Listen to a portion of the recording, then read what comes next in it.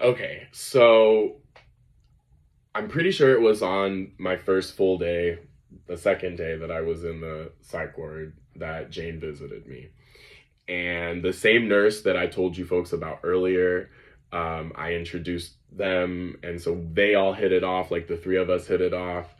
And there was another nurse in particular who really, really pissed me off, and she also pissed Jane off.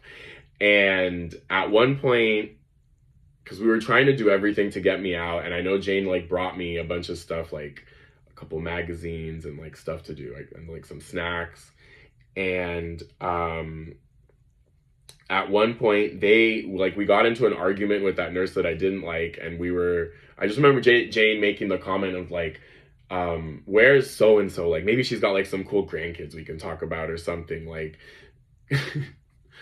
Anyway, because we both really liked the other nurse. So at one point I talked to a social worker, and I made it very clear. So I had individual meetings with this team of doctors. There was a social worker that I talked to, and then they expected and or wanted me to go to group therapy, and I was like, yeah, that's not going to happen. I'm not supposed to be here. I'm not going to no group therapy. So when I talked to the social worker, I remember making it very clear that I was going to do everything to look up my rights, that I understood this as a violation of my rights, and that I was going to do everything to try to get out. And the social worker was, I remember, somewhat nice to me, and trying to like be reasonable, but also like had to play that weird in between the two mode. The doctor was a spineless little beta piece of something you want to hit with the back of a shovel, because he could very clearly see and understand my situation. Like I remember having like an organic fucking chemistry conversation with him. So he knew that I was like not a threat to myself, and that this was very much a greed, profitable type violation of my rights. But he wasn't willing to admit it. But I could like see it in his eyes, and I could see that he sympathized with me.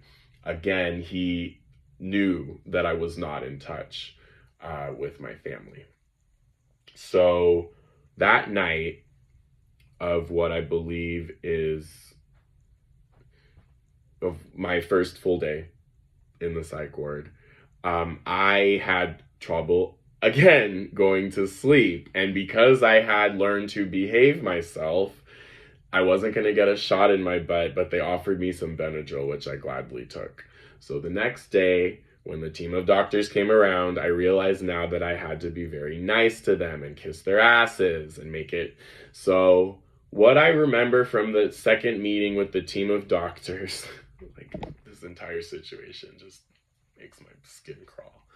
But I remember that they used it against me, that I took the Benadryl, because they mentioned it and they were like, oh, like that's not, like they used it against me. And then they wanted me to attend the group therapy. I actually, if I'm not mistaken, this was the first time they actually mentioned it. And in my head, I had to really keep, oh, you know what happened? I remember Jane brought me a bunch of study materials. And so when the team of doctors came in, I made it a point to be studying my freaking organic chemistry. That's what it was. So yes, I do remember that. Is like, yeah, I'm sitting here so suicidal, like studying for my future plans. And yes, that I do remember. So that was the second day.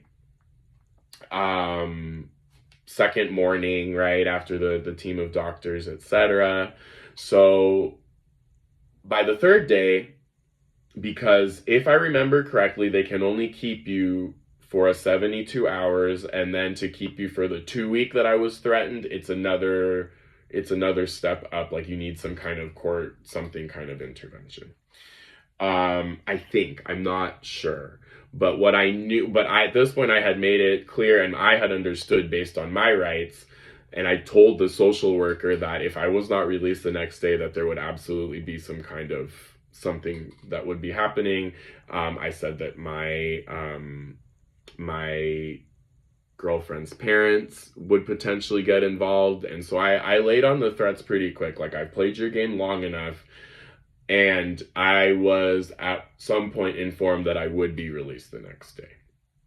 So, third night in the psych ward, and I could not sleep again. And this time it was from anticipation, it was from excitement. But I could not sleep. And so I remember getting up, pacing, and I like kept taking showers to like.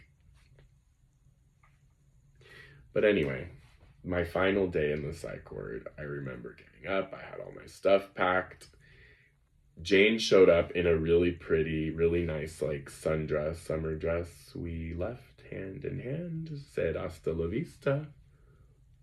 I'm not recommending this, but I do want to be honest in my story. The first thing I did when I got back to my apartment was I gathered up all my medication and I dumped them in the garbage.